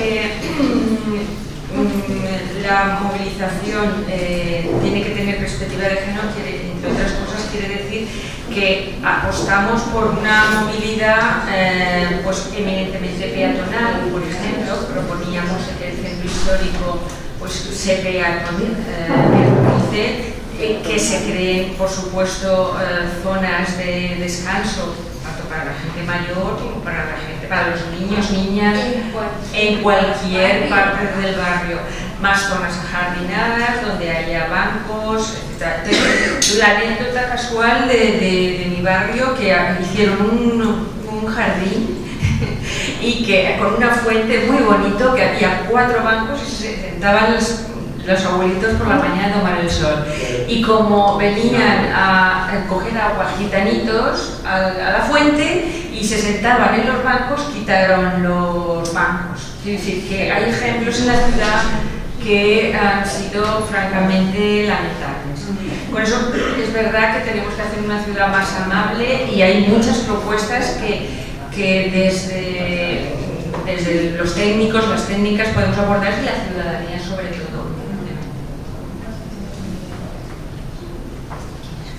Claro, lo que ha quedado clarísimo es que la movilidad y el urbanismo y el tema del espacio público tiene que ir absolutamente de la mano, ¿no? Y tiene que enlazarse, ¿no? Esta es una de las cosas que nos hemos dado cuenta al llegar al ayuntamiento, ¿no? Que esa separación estanca de concejalías y de áreas era absolutamente artificial, ¿no? Y que necesitamos estar trabajando y colaborando estrechamente con multitud de otras áreas, porque si no, no tiene sentido, se nos queda coja, ¿no? Y no tienes esa capacidad verdaderamente de llegar al fondo de los temas y de transformar de verdad el modelo de ciudad que se ha generado. Entonces, es que tiene que ser así necesariamente transversal y colaborativo. Luego yo quería hacer, una pequeña. Sí, no. No, a ver, el tema de cómo pasar, porque yo pensaba en Valencia cuando has hablado de la ciudad dispersa y la ciudad compacta, y para mí Valencia estaría un poco a medias, ¿no? Entre esos dos puntos. Tiene cosas de compacta, cosas de dispersa. Entonces, por ejemplo, que nos lanzaras así ideas, ¿no? Propuestas para cómo pasar, cómo ir más a la ciudad, hacia la ciudad compacta, ¿no? Por ejemplo, una de las cosas que sí que tenemos bastante clara en este gobierno es que el tema de descentralizar los servicios, ¿no? No solo los servicios sociales, sino culturales, de gestión de, bueno, pues eso, potenciar también las juntas municipales como espacios para resolver muchos de los temas. En fin, esa descentralización de descongestión de los servicios sería, por ejemplo, una medida, ¿no? Para que va en esa línea de hacer la ciudad compacta. No sé, a ver, más ideas, pues no son ideas, son procesos complejísimos que exigen un análisis y un conocimiento del territorio que yo no tengo. Sí, pero algo generalidades. Claro, o sea, compactar, densificar, se puede hacer. Lo que pasa es que lo primero que hay que hacer es dejar de expandir la ciudad. Yo creo que ya es casi imposible. Madrid a nivel municipal está connotado, no se puede construir más, porque no queda dónde. A nivel de comunidad autónoma ha tenido el crecimiento más grande de toda la Unión Europea. O sea, si las ciudades han crecido de media un 5, la Comunidad de Madrid ha crecido un 50 de territorio, ha ocupado de más, ¿no? De toda Europa, y en Europa ese 5% se consideraba un grave riesgo ecológico, porque siempre se ve desde el punto de vista medioambiental y casi nunca de género, de otros aspectos. Es decir, dejar de hacerlo y con lo que tienes empezar a retejer, claro, construir en los bordes, unificar, ver todas las cicatrices, cómo haces puentes entre ellas, porque todo, una ciudad dispersa es una ciudad llena también de vías de comunicación, es muy complicado, claro. Lo que pasa es que hay cosas evidentes de lo que acabas de decir, por ejemplo, de descentralizar inversiones, es algo básico. De nuevo siento hablar de Madrid, pero es que es el caso que conozco, ¿no? Todas las inversiones son en el centro. Entonces, pues evidentemente ha desbaratado, no así en los años 80, que hubo una enorme inversión en el momento de remodelación de barrios, y gracias a eso se ha mantenido, digamos, un nivel de equilibrio, pero ha sido los últimos 20 años. Y las juntas de distrito son muy potentes también, ¿no? Bueno, no, porque se crearon áreas de gobierno mucho más potentes. Eso fue una de las políticas de Gallardón. Creó gerencias por encima de los distritos y vació completamente de competencias la parte territorial. Ahora se está reequilibrando, pero bueno, por eso que a mí me parece que son temas que hay que pensar, que no se pueden dar las ideas en un momento, ¿no? Vamos, yo he leído incluso un estudio para redensificar Los Ángeles, de Castells y una diseñadora, pensando cómo hacían, imaginaros lo que es Los Ángeles y el tipo de dispersión, utilizándolo desde el terreno donde se permitiera actividades comerciales que no están permitidas, para que hubiera pequeñas tiendas donde todo era residencial, ¿no? Pensando en utilizar las autopistas, una de las plantas dejarlas para bicicletas, es decir, utilizando la ciudad más imposible desde el punto de vista de lo que estamos hablando del mundo, reconvertirla. Es decir, evidentemente nadie ha hecho ni caso a ese proyecto, pero quiero decir, está estudiado y se podía, ¿no? Hasta un punto hacer.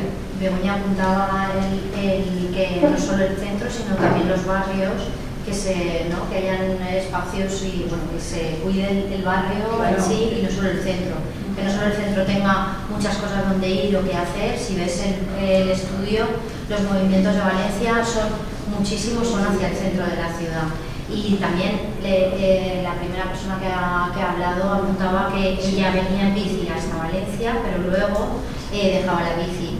Pero tanto en bici como en transporte público a muchas poblaciones de alrededor de la ciudad es muy complicado llegar, o no es que sea complicado, sino que es más rápido, a veces incluso más fácil llegar en coche que en otros medios de transporte. Todos conocemos las poblaciones que hay alrededor de Valencia y yo siempre digo, yo tengo amigos en Alacuas y digo, es que yo llego antes con el AVE a Madrid que casi a Alacuas en transporte público. Es así, o sea, a la universidad, los que van a la universidad llegan antes de verdad a Madrid desde el centro que en transporte público al Politécnico desde Alacuas.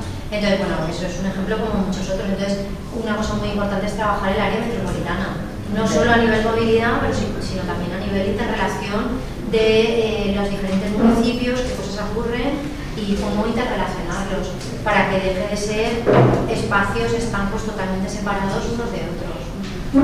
Yo también quería apuntar que es fundamental esta perspectiva de que los hombres fundamentalmente usan el vehículo, que es necesario hacer campañas para atraer a los hombres a los transportes públicos. O sea, el hecho de que una de las causas que se baraje para no utilizar un medio de transporte público sea porque no me resulta cómodo o que no está bien comunicado con el trayecto que voy a hacer, o que en fin se tarda demasiado tiempo.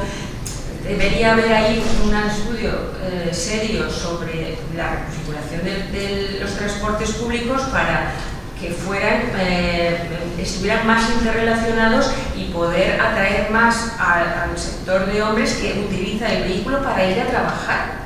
Fundamentalmente tendríamos una ciudad con planes de movilidad de las empresas, comprometiendo a las grandes, las pequeñas no pueden hacer eso. Pero, con los sindicatos, hablando con los sindicatos de trabajadores, hay planes, comisiones, intersindical, tienen planes de movilidad de las empresas también. Sí, bueno, pues vamos cerrando, me dicen por aquí que tienen que ser.